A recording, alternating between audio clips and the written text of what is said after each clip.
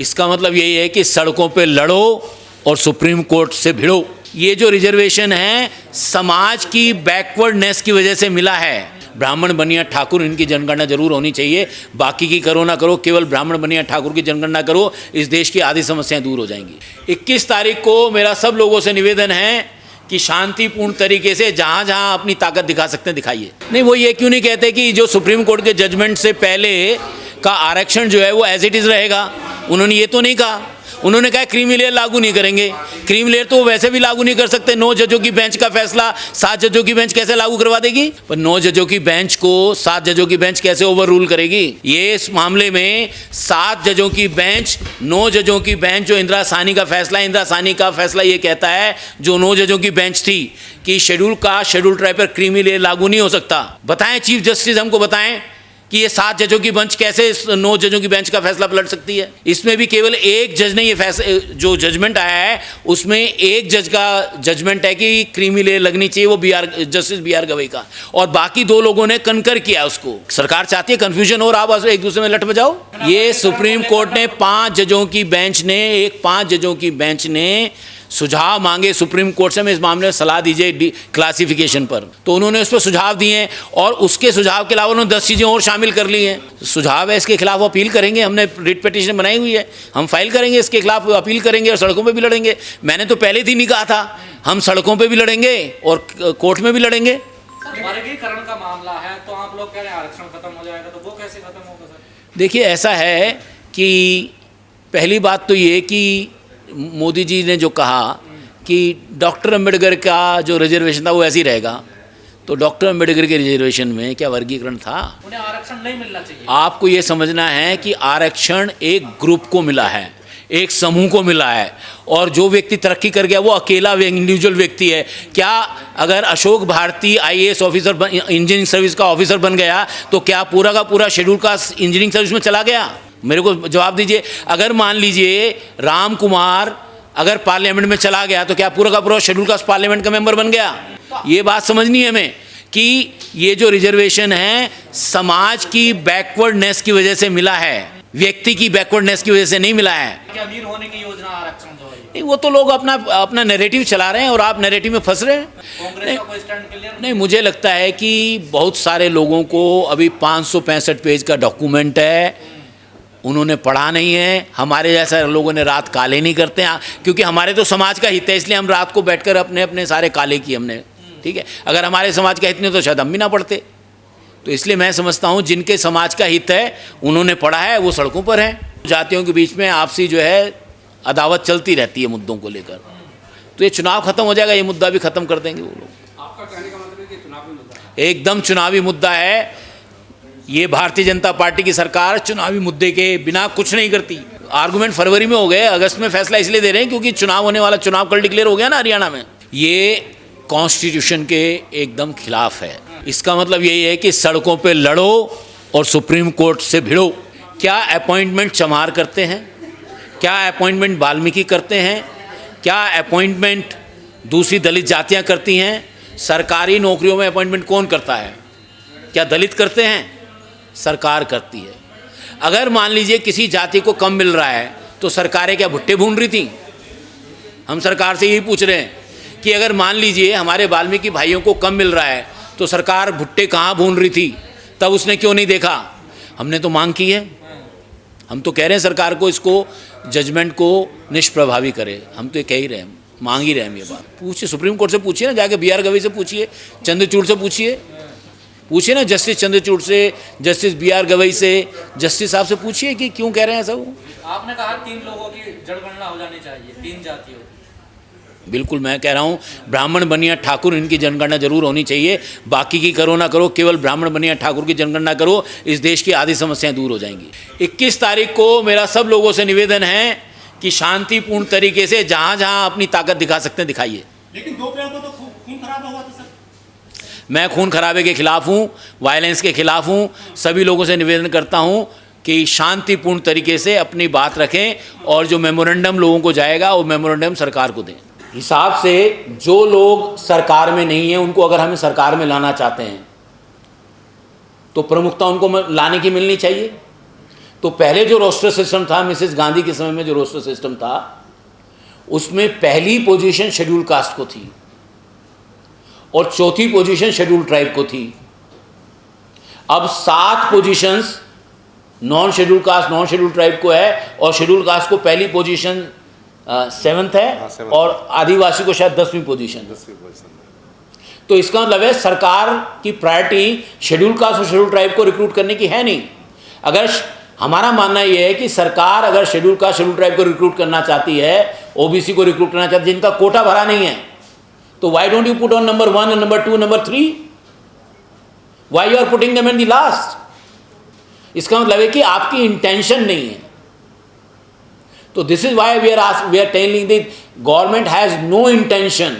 If government has intention, government has नैतिकता, तो ये अगर चाहे तो रिजर्वेशन का कोटा फुल हो सकता है। एक बात और मैं कहना चाहता हूं, somebody was asking me, हमारे यहां केक का साइज इतना छोटा है और हर आदमी को टुकड़ा चाहिए। हम सरकार से ये नहीं पूछ रहे हैं कि why are you failing in creating a cake of such a large size so that everybody can have it and eat it. Government is not working to enlarge the size of the cake. Instead, we show through the data, government is reducing the size of the cake day by day. And the cronies are having cakes and people are fighting for the cake. हम तो hopeful हैं, progress होगा, जरूर होगा। तभी तो यहाँ बैठे हैं। अगर प्रोग्रेस नहीं होगा तो हम लड़ेंगे क्यों? हम तो सड़कों पे भी लड़ेंगे, सरकार से भी लड़ेंगे। देखिए मैंने लिखा है, we appeal all the Dalits, Adivasi and OBCs and their organisation for their peaceful agitation on 21 August 2024 and send this memorandum to the government of India through district collectors, sub divisional magistrate in the respective block. नहीं, हमने तो कहा है सरकार affirmative action की policy उन्होंने 2006 में कहा था। CII एसोसिएशन ने, डॉक्टर जे ईरानी जो नैकडोर के प्लेटफॉर्म पर आए, हमारी CII के साथ मीटिंग हुआ, उसमें उन्होंने प्रॉमिस किया। हमने उनको कहा कि बताइए आपके अफर्मेटिव एक्शन की पॉलिसी को लागू करने के लिए CII 1 में लागू करें, हम कैसे आपकी सहायता कर सकते हैं। हम गए थे उनकी सहायता करने, अब हम उनसे पूछ रहे हैं कि हमने सहायता भी की, आप ये बताइए कि आपने कितना अफर्मेटिव एक्शन लागू किया। और हमारा मानना ये है कि CII, एसोचैम और फिक्की और PhD chamber of commerce of industry, जो उनके सैकड़ों बिजनेस ऑर्गेनाइजेशंस हैं, उन्होंने अफर्मेटिव एक्शन लागू नहीं किया। अगर लागू किया है तो डेटा रख दो, और अगर इन्होंने डेटा नहीं रखा है तो हम प्रधानमंत्री जी से निवेदन कर रहे हैं कि अफर्मेटिव एक्शन की पॉलिसी लाई जाए और इन पर एनफोर्स की जाए।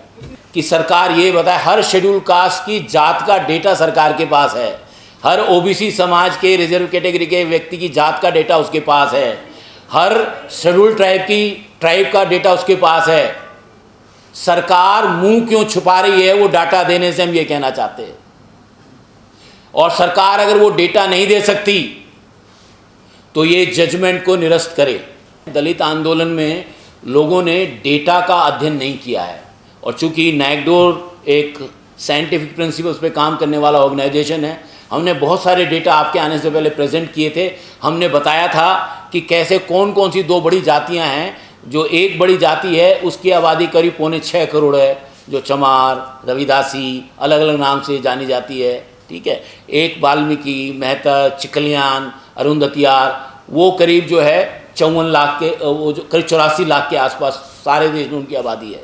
तो एक की, तो हमें ये समझना है, बाकी फिर इंडिविजुअल कास्ट हैं जो हर स्टेट की स्टेट स्पेसिफिक कास्ट है, हमें ये समझना है स्टेट स्पेसिफिक कास्ट। तो जो व्यक्ति ज़्यादा संख्या में होगा वो ज़्यादा दिखाई देगा। लेकिन सरकार क्या कर रही है, सरकार जानबूझकर शेड्यूल कास्ट, शेड्यूल ट्राइब और OBC के एम्प्लॉयज़ की कास्ट को जानबूझकर छुपा रही है, जिससे कि एक दलित दूसरे दलित से लड़ पड़े और उसको लगे कि नहीं ये खा रहा है वो खा रहा है। मैं दलितों को ये कहना चाहता हूं, इस देश में 60% सीटें केवल 3 जातियां खा रही हैं, उनकी थाली आपको दिखाई नहीं दे रही। Non schedule caste, non schedule tribe, non OBC, जो भी जातियां 3 हैं। अगर चमड़े का काम जो करने वाला आदमी है उसके मेरिट का मुकाबला ब्राह्मण मंदिर में घंटा बजाने वाला नहीं कर सकता, और मंदिर में घंटा बजाने वाले के मेरिट का मुकाबला दलित नहीं कर सकता।